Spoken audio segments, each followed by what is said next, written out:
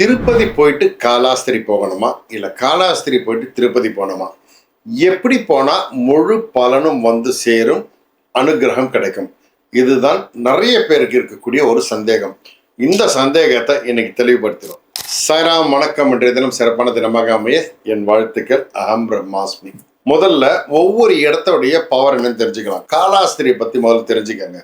ஓகேங்க. காலாஸ்திரி அப்படின்றது பஞ்சபூத ஸ்தலங்கள்ல வாயு ஸ்தலம். ஓகேங்களா? இது நாகதோஷ பரிகார ஸ்தலமாகவும் இருக்கு.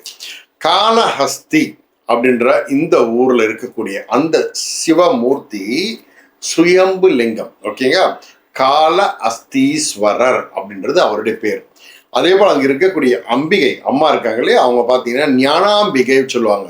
சக்தி பீடங்கள், பல சக்தி பீடங்கள் இருக்கு. அதுல ஞான சக்தி அப்படின்னு சொல்லக்கூடிய இடம்தான் இந்த இடம். ஸோ சிவனும் நல்ல ஒரு வைபிள் இருப்பாரு, சக்தியும் பயங்கர சக்தியா இருக்காங்க. அப்போ எவ்வளவு பெரிய ஒரு அருமையான ஒரு இடம் அது. ஓகேங்களா?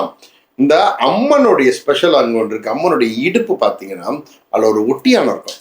அந்த ஒட்டியானத்தில் கேதுவுடைய உருவம் பொறிக்கப்பட்டிருக்கு. அதுதான் அதுக்கு இருக்க முக்கிய விஷயம். ஏன்னா நாகதோஷ பரிகாரத்தில் நிவர்த்தி பண்றதுல அந்த அம்மனுடைய பங்கு மிக முக்கியம் இந்த இடத்துல. அதுக்காக தான் கேது உருவம் பொறிச்சிருக்காங்க. ஓகேங்களா? அதை பார்த்து கும்பிட வேண்டியது ரொம்ப முக்கியம். எல்லாம் ஜென்ரலாக போவாங்க, அம்மனை கும்பிட்டுட்டு வருவாங்க. ஆனால் அந்த ஒட்டியான பார்க்கணுன்றது மிக முக்கியமான ஒரு ரகசியம். நோட் பண்ணி வச்சுக்கோங்க. இந்த கோவில் பாடல் பெற்ற ஸ்தலம் ஆக்சுவலா. ஓகேங்களா? அதே போல கண்ணப்பர் வழிபட்ட இடமும் இதுதான். அந்த கோவிலிருந்து வெளில மேலே மலையில பார்த்தீங்கன்னா கண்ணப்பருடைய கோவிலும் அங்கே இருக்கு. ஓகேங்களா? இதுல இன்னொரு சிறப்பு ஒன்று இருக்கு. அது என்னன்னா, இது வாயு ஸ்தலம் அப்படின்றதால அந்த கருவறைக்கு உள்ள இருக்கிற விளக்கு பார்த்தீங்கன்னா ஆடிக்கிட்டே இருக்கும். உள்ள ஃபேன் இல்லை, ஒன்றும் கிடையாது, ஆனால் ஆடிக்கிட்டே இருக்கும். அதுதான் அங்கே இருக்கிற விசேஷம். சிலந்தி, பாம்பு, யானை, இது போல ஒவ்வொரு விதமான அறிவு உள்ள ஜீவராசிகள் வழிபாடு செய்து முக்தி பெற்ற ஸ்தலம் இது. எப்படிங்க சிலந்தி, பாம்பு, எல்லாம் சாமி கும்பிடும் அப்படின்னு ஒரு கேள்வி கேட்டால், அனைத்துமே கடவுளால் படைக்கப்பட்ட ஜீவராசிகள் தான். அனைத்து ஜீவராசிகளுக்கும் ஒரு ஞானம் பிறக்கக்கூடிய வழிமுறை உண்டு அப்படின்னு நிரூபிக்கிறதுக்காக நடந்த ஒரு லீலை தான் இந்த விஷயங்கள். ஓகேங்களா? இது ராகு கேது தோஷ பரிகார ஸ்தலத்துல ரொம்ப முக்கியமான கோவில். ஓகேங்களா? ரைட். இப்போ இந்த கோயிலை பத்தி பார்த்துட்டோம். அடுத்து திருப்பதியோடைய கீழே மலைக்கு போறதுக்கு முன்னாடி கீழே இருக்கக்கூடிய திருச்சானூர், இங்கதான் மகாலட்சுமி அம்மன் உட்காந்துட்டு இருக்காங்க. ஓகேங்களா? இங்க இருக்கக்கூடிய மகாலட்சுமி பார்த்தீங்கன்னா அவங்களோட சக்தி ஸ்வரூபம் சொல்லுவாங்க, சக்தி ரூபம் சொல்லுவாங்க. மிகவும் அம்சமா உட்காந்துட்டு இருப்பாங்க. அந்த சிலையை பார்த்துட்டு வெளில வந்தீங்கன்னா அந்த சிலை ரூபத்தில் இருக்கக்கூடிய அம்மனை அப்படியே கொஞ்ச நேரம் மைண்ட் அப்படியே ஃப்ரெஷ் ஆகிடும். அவ்வளோ ஒரு அம்சமான ஒரு தெய்வீக கலை அந்த விக்கிர ரூபகத்துல கொடுத்துருக்காங்க.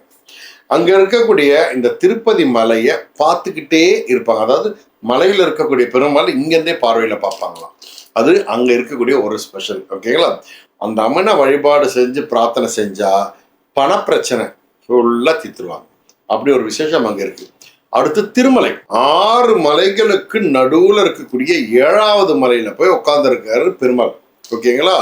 அவரை பார்க்கறதுக்கு வர்ற அத்தனை பக்தர்களுக்கும் கேட்ட வரத்தை கேட்டபடி கொடுக்கக்கூடிய பெருமாள் இவர்.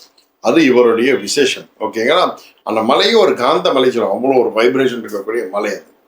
சகல சௌபாக்கியங்களையும் அளிக்கக்கூடிய மூர்த்தி தான் இந்த பெருமாள். ஓகேங்களா?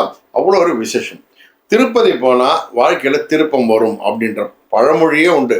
அப்ப பார்த்துக்கங்க திருப்பதியுடைய பெருமை. ஓகேங்களா? இப்போ உங்களுக்கு ஓரளவுக்கு புரிஞ்சிருக்கும். காலாஸ்திரி பரிகார ஸ்தலம். ஓகேங்களா? முதல்ல பரிகார ஸ்தலத்துக்கு போயிட்டு பரிகாரம் செஞ்சு இந்த கெட்டதை உடம்புல இருந்து வெளியே தள்ளிடுறோம். ஓகேங்களா? இந்த ஆத்மாவில் இருக்கக்கூடிய கெடுதலை வெளில தள்ளிடுறோம். தள்ளினதுக்கு அப்புறம் அம்பிகை கிட்ட, அம்மா கிட்ட போறோம். திருச்சானூர்ல போய் மகாலட்சுமி கிட்ட போயிட்டு, அம்மா நான் இப்போ பியூரா வந்திருக்கேன், எனக்கு அனுகிரகம், என்னை காப்பாத்து, எனக்கு நல்லது செய், உன்னை நம்பி வந்திருக்கிற என்னுடைய நானும் என்னுடைய குடும்பம் என் வம்சம் நல்லா இருக்க அனுகிரகம் பண்ணு அம்மா கிட்ட பிரார்த்தனை பண்ணி ரெக்கமெண்டேஷன் பண்ணுங்கன்றோம். அவங்க அப்படியே மேலே பார்த்து, ஒருத்தன் வந்திருக்கான் மேலே வர பார்த்துக்கோ அப்படின்னு சொல்லிடுவாங்க. கடைசியா திருமலைக்கு மேலே போங்க. மேலே போயிட்டு அங்க இருக்கக்கூடிய திருப்பதி எப்படி கும்பணுன்ற தனி வீடியோ இருக்கு, அதை பாருங்க. திருப்பதிக்கு மேலே போனதுக்கு அப்புறம் பெருமாளை தரிசனம் பண்ணுங்க. அப்போ தோஷங்களை விலக்கி சகல சௌபாக்கியத்தை உண்டாக்கக்கூடிய வழிமுறை இதுதான். முதல்ல காலாஸ்தி, அப்புறம் திருச்சானூர், அப்புறம் திருமலை. இப்படி போய் அந்த வழிபாடு செய்யும் போது கெடுதல்கள் விலகி நன்மைகள் வந்து சேரும். இதுதான் இதனுடைய ரகசியம். இதை ஃபாலோ பண்ணி பாருங்க. வாழ்க்கையில பல நல்ல விஷயங்களையும், வாழ்க்கைக்கு தேவையான எல்லா விஷயங்களும் உங்களுக்கு வந்து சேரும். உங்க அனுபவங்களை அப்புறம் என்கிட்ட பகிரணும். ஓகேவா? நல்லது நடக்கும், நல்லது மாத்திரமே நடக்கும். சாய்ராம்.